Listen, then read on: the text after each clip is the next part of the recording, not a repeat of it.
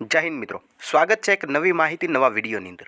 મિત્રો, Gujarat police constable ભરતી 2024ને ધ્યાનમાં રાખીને મહત્વની અપડેટ ફરી વખત જોવાની છે।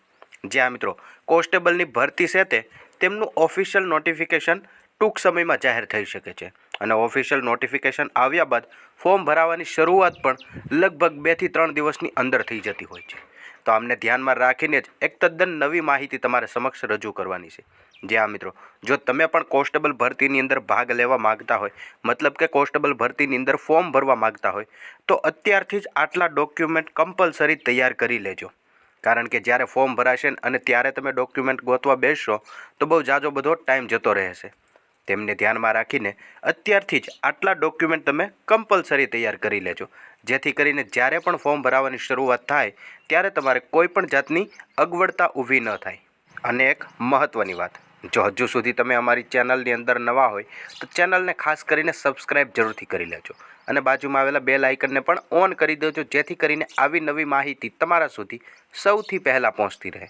મિત્રો, પોલીસ કોન્સ્ટેબલ ભરતીમાં ભાગ લેવા માટે કેટલા ડોક્યુમેન્ટ જોઈએ? તો ડોક્યુમેન્ટની વાત કરીએ તો તમે સૌપ્રથમ જોઈ શકો છો કે સૌપ્રથમે ઉમેદવારે પોતાનું આધાર કાર્ડ રજૂ કરવાનું હોય છે। આધાર કાર્ડ દરેક ઉમેદવાર મિત્રો પાસે હોય જ છે।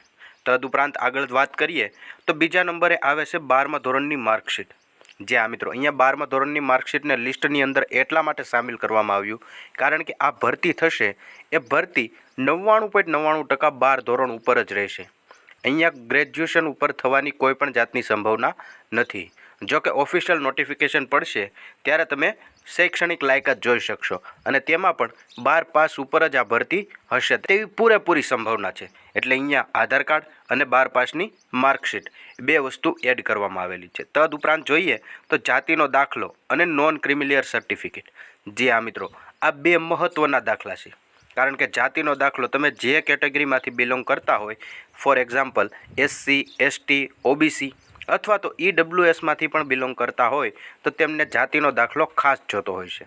તો જે ઉમેદવાર મિત્રોને હજુ સુધી જાતિનો દાખલો કઢાવવાનો બાકી હોય તે અત્યારથી જ કઢાવી લેજો, કારણ કે આ ભરતી છે તે ઓજસની સાઇટ ઉપર આવશે અને ઓજસની સાઇટ ઉપર જાતિનો દાખલો અને ક્રિમિલિયર કમ્પલસરી હોય છે। ત્યાં સુધી તમે ફોર્મ ભરી શકતા નથી।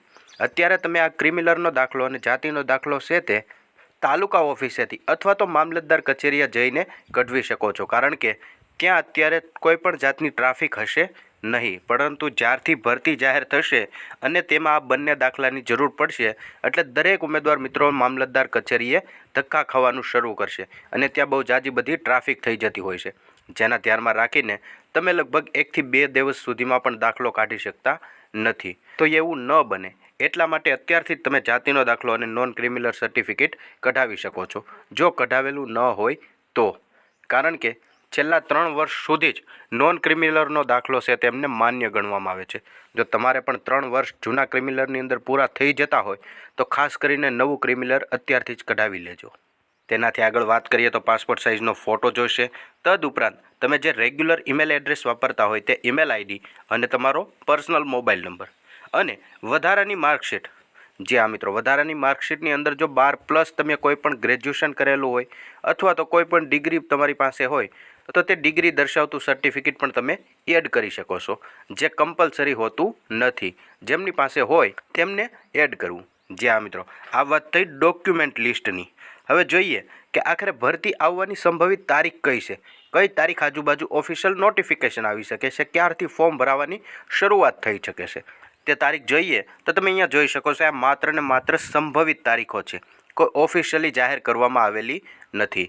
મીડિયાના માધ્યમથી જે સંભવિત તારીખો મળી તે તારીખો જ અહીંયા તમારા સમક્ષ રજૂ કરવામાં આવેલી છે। જો ઓફિશિયલ નોટિફિકેશનની વાત કરીએ લગભગ 20 થી 25 ફેબ્રુઆરી આજુબાજુમાં આવવાની શક્યતા છે।